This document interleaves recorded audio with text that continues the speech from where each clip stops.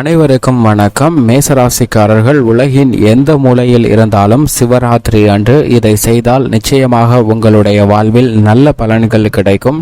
300 ஆண்டுகளுக்கு பிறகு வரக்கூடிய மகா சிவராத்திரி இந்த 2024 மார்ச் 8ஆம் தேதி அமைகிறது. இந்த தேதி இரவில் சிவனை வழிபாடு செய்வதால் பல்வேறு வகையான பாதிப்புகள் நீங்கி நிச்சயமாக வாழ்வில் சுவிச்சமும் மகிழ்ச்சியும் கிடைப்பதற்கான வாய்ப்பு அனைத்து ராசிக்காரர்களுக்குமே உண்டு. அதிலும் குறிப்பாக மேசராசிக்காரர்களுக்கு கிரகநிலைகளின் அமைப்பு எப்படி உள்ளது என்று பார்க்கும்போது, பொதுவாக மற்ற கிரகநிலைகள் வெவ்வேறு இடத்தில் சஞ்சரித்தாலும் சூரியனும் சந்திரனும் இணைந்து லாபஸ்தானத்தில் சஞ்சரிக்கும் போது இந்த நிகழ்வானது ஏற்படுகிறது. மேலும் இந்த வருடத்தில் வரக்கூடிய விசேஷ தருணமாக பார்க்கப்படுவது சனீஸ்வரரும் சனி பகவானும் ஆட்சி பலம் பெற்று லாபத்தில் வீற்றிருக்கிறார் கும்பராசிக்காரர்களுக்கு. மட்டுமல்லாது அவருடைய நட்பு கிரகமாக இருக்கக்கூடிய சுக்கிரனும் லாபத்தில் இருக்கிறாருங்க. சுக்கிர யோகமும் மிகவும் அபரிவிதமாக நிறைந்த ஒரு வருடமாக 2024ஆம் வருடத்தில் வரக்கூடிய மகா சிவராத்திரியானது மேசராசிக்காரர்களுக்கு மிக சிறப்பான ஒரு அமைப்பாக நிச்சயமாக பார்க்கப்படுகிறது. என்றால் 4 கிரகநிலைகள் இந்த தருணத்தில் லாபஸ்தானத்தில் வீற்றிருக்கின்றன. சனி, சுக்கிரன், சூரியன் மற்றும் சந்திரன் போன்ற கிரகநிலைகள் லாபத்தில் வீற்றிருப்பதோடு மட்டுமல்லாது ராசியின் அதிபதியான செவ்வாயும் 10ல் உச்சம் பெற்றிருக்கிறாருங்க. கர்ம பாதிப்புகளை நீக்கக்கூடிய வகையில் மங்களகாரகன் 10ல் உச்சம் பெற்று சஞ்சரிக்கிறார். ராகு விரயஸ்தானத்தில், அவருடன் புதனும் நீச்சம் பெற்று விரயஸ்தானத்தில் சஞ்சரிக்கிறாருங்க. மோட்சக்காரகரான கேது அமோகமான மாற்றத்தை அள்ளி கொடுக்கக்கூடிய அமைப்பில் 6ல் வலுவாக வீற்றிருக்கிறார். இந்த தருணத்தில் குரு ஜென்மத்தில் அமர்ந்திருந்தாலும் குறைந்த பலனை ஏற்படுத்தி கொடுக்கக்கூடிய ஒரு வலுவான அமைப்பில் வீற்றிருக்கிறார். இப்படி மேசராசிக்காரர்களுக்கு கிரகநிலைகளின் அமைப்பு மகா சிவராத்திரி அன்று இருக்க, மகா சிவராத்திரி விரதத்தை எப்படி கடைபிடிப்பது, மேசராசிக்காரர்களுக்கு மட்டுமல்ல அனைத்து ராசிக்காரர்களுக்கும் என்ன பலன் நிறைந்து கிடைக்கும் என்பதை சற்று விரிவாக பார்க்கலாம். விரதங்களிலே சிறந்தது மகா சிவராத்திரி விரதம். இந்த விரதத்தை மேற்கொண்டவர்களுக்கு எல்லா வகையிலும் நற்கதி கிடைக்கும் என்பது ஐதீகம். இந்த வருடம் மகா சிவராத்திரி மார்ச் 8ஆம் தேதி இரவு 8 மணி முதல் மார்ச் 9ஆம் தேதி காலை 6 மணி வரை நடைபெறுகிறது. அப்படி நடைபெறக்கூடிய பூஜையில் பல சிறப்பு வழிபாடுகள் மேற்கொள்வதன் மூலம் பல்வேறு வகையான நன்மைகள் தங்களுடைய வாழ்வில் நிறைந்து கிடைக்கும்.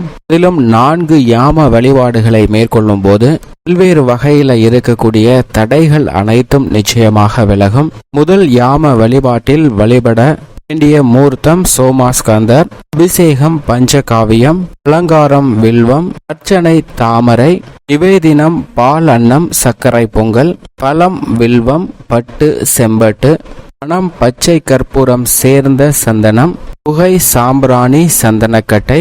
2ஆம் யாம வழிபாடு தென்கடவுளை நோக்கி, அதாவது தென்முக கடவுளை நோக்கி வழிபாடு, அபிஷேகம் பஞ்சாமிர்தம், அலங்காரம் குருந்தை, அர்ச்சனை துளசி, நிவேதினம் பாயாசம் சர்க்கரை பொங்கல், பழம் பலா, பட்டு மஞ்சள் பட்டு, மணம் அகில் சந்தனம், புகை சாம்பிராணி குங்குமம். 3ஆம் யாம வழிபாடு இங்கேற்பவரை நோக்கி, அபிஷேகம் தேன், அலங்காரம் கிழுவை, அர்ச்சனை 3 இதழ் வில்வம், நிவேதனம் எல் அன்னம், பழம் மாதுளம், பட்டு வெண்பட்டு, பணம் கஸ்தூரி சேர்ந்த சந்தனம். 4ஆம் யாம வழிபாடு சந்திரசேகரர், அபிஷேகம் வாசனை நீர், அர்ச்சனை நந்தியாவட்டை, நிவேதினம் வெண்சாதம், பட்டு நீலப்பட்டு, புகை கற்பூரம் லவங்கம். இப்படி 4 யாம வழிபாடுகள் மேற்கொள்ளப்படுகின்றன. 300 ஆண்டுகளுக்கு பிறகு நடைபெறக்கூடிய மகா சிவராத்திரியாக பார்க்கப்படுகிறது. கண் விழித்திருந்து வழிபாடு செய்வதால் அனைத்து காரியங்களிலும் வெற்றி உண்டாகும். வேலை வாய்ப்பு, தொழிலில் முன்னேற்றம், வியாபார விருத்தி, அதிர்ஷ்டம், செல்வ செழிப்பு உண்டாகும். மகா சிவராத்திரி சுக்கிர வார பிரதோஷத்தில் வருவதால் பொருளாதார சிக்கல்கள் தீர்ந்து செல்வ வளம் பெருகக்கூடிய ஒன்றாகவும் அமைகிறது. இந்த சிவராத்திரியில் சனி பகவானையும் அவரை வழிநடத்தும் ஈசனையும் வழிபட்டால் உங்கள் தொழில், வியாபாரம், பதவி உயர்வு போன்ற அனைத்தும் திருப்திகரமாக அமையும். மேலும் உங்கள் ஜாதகத்தில் எல்லா விதமான நவகிரக தோஷங்களும் நீங்கும். 5 யோகங்கள் ஒன்று கூடும் அபூர்வ மகா சிவராத்திரி நாளில் வழிபாடு செய்ய தவறாதீர்கள். விரதம் பற்றி ஐதீகங்களின் அமைப்பை ஆராய்ந்து பார்க்கும் போது உலகில் பல்வேறு பிரச்சனைகளால் எல்லா உயிர்களும் சிவனிடத்தினை ஓடி ஒதுங்கி நிற்கின்றன. இந்த நிலையில் எல்லையில்லா கருணையுடைய அம்பிகை அக்கண்டங்களை தோன்றி இயக்கும் பொருட்டு இடைவிடாது தியானம் செய்தால் அப்போது இறைவன் தன்னுள் ஒடுங்கி இருந்த உலகங்களை மீண்டும் உண்டாக்கி உயிர்களை படைத்தருளினார். அப்போது உமையவள், சாமி, நான் தங்களை மனதில் தியானித்து போற்றிய காலம் சிவராத்திரி என்று பெயர் பெற வேண்டும் என்றும் அதனை சிவராத்திரி விரதம் என்று யாவரும் கடைபிடிக்க வேண்டும் என்றும் அதை கடைபிடிப்பவர்களுக்கு எல்லா நலன்களும் பெற்று முக்தி அடைய வேண்டும் என்றும் பிரார்த்தனை செய்தார். இறைவனும் அவ்வாறே அருள் புரிந்தார். இதைத் தொடர்ந்து இந்த சிவராத்திரி விரதம் பலரால் அனுசரிக்கப்பட்டது. மகா சிவராத்திரி விரதத்தை எப்படி வீட்டில் கடைபிடிக்க வேண்டும் என்பதையும் பார்க்கலாம். மகா சிவராத்திரி அன்று அதிகாலை எழுந்து நீராடி சூரியன் உதிக்கும் போது காலையில் செய்ய வேண்டிய பூஜைகள் போன்றவற்றை செய்ததற்கு பிறகு சிவன் கோயிலுக்கு சென்று முறைப்படி தரிசிக்க வேண்டும். வீட்டிற்கு வந்தவுடன் அங்கு சிவராத்திரி பூஜைக்கு உரிய இடத்தை சுத்தம் செய்ய வேண்டும். அதன் பின் நடுப்பகலில் நீராடி உச்சிகால வழிபாடுகளை முடித்துவிட்டு சிவ பூஜைக்கு உரிய பொருட்களை சேகரித்து வைக்க வேண்டும். மாலை நேர வழிபாட்டை முடித்துவிட்டு ஏற்கனவே தூய்மை செய்து அலங்காரிக்கப்பட்ட இடத்தில் சிவலிங்கத்தை வைத்து யாமத்திற்கு ஒன்றாக 4 யாம பூஜைகளை செய்து வழிபட வேண்டும். இன்று இரவு முழுதும் கண் விழித்து வழிபாடு செய்ய முடியவில்லை என்றாலும் லிங்கேற்பவ காலமாகிய இரவு 11:30 மணியிலிருந்து 1 மணி வரை உள்ள காலத்தில் சிவ தரிசனம் வழிபாடு நிச்சயமாக மேற்கொள்ள வேண்டிய தருணமாக நிச்சயமாக பார்க்கப்படுகிறது.